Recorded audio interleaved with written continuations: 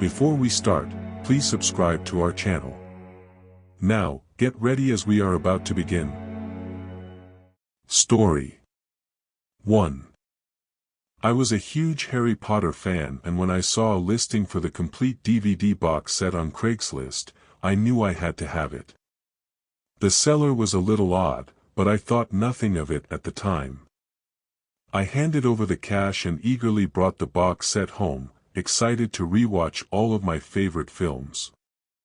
As I settled onto the couch to begin my Harry Potter marathon, I noticed that the DVDs were not in the correct order. In fact, the titles were completely different from what I remembered. Confused, I played the first disc and was horrified to see a group of hooded figures performing a dark ritual.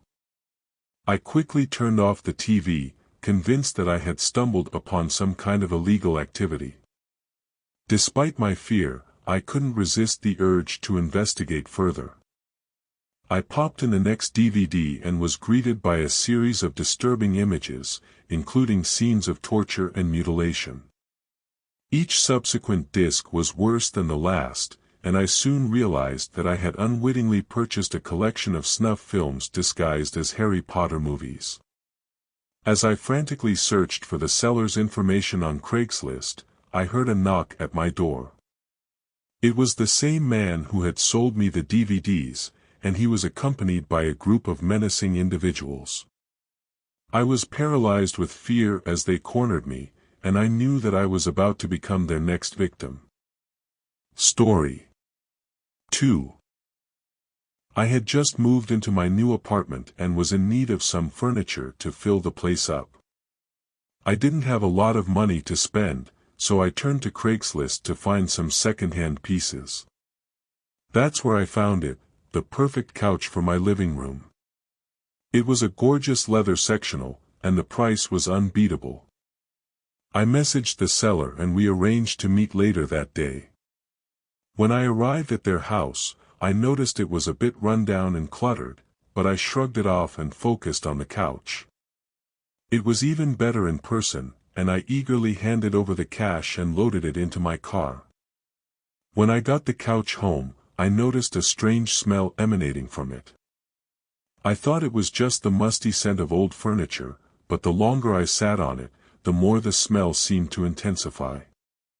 That's when I started to notice strange stains on the cushions, almost like they were soaked in something. I decided to investigate further and pulled the cushions off the couch. That's when I saw them, hundreds of tiny spiders crawling all over the underside of the couch. I immediately jumped back, swatting at my clothes to make sure none of the spiders had crawled onto me. I tried to brush them off the couch, but they kept coming, as if they were nesting inside the furniture. I didn't know what to do, so I ran out of the apartment and didn't go back for days. When I finally returned, the couch was gone, and I couldn't shake the feeling that I was being watched by something in that dingy apartment. Story 3.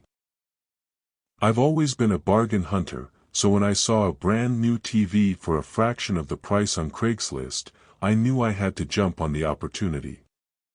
I messaged the seller and arranged to pick it up from his house that same evening.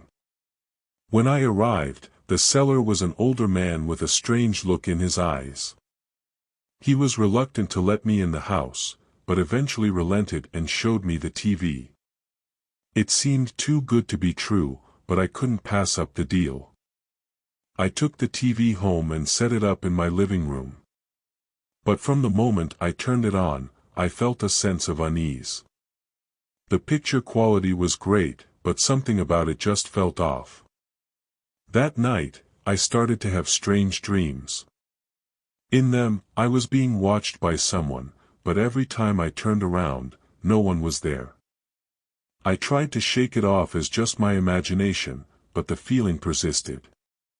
As the days went on, I started to notice strange things happening in my house.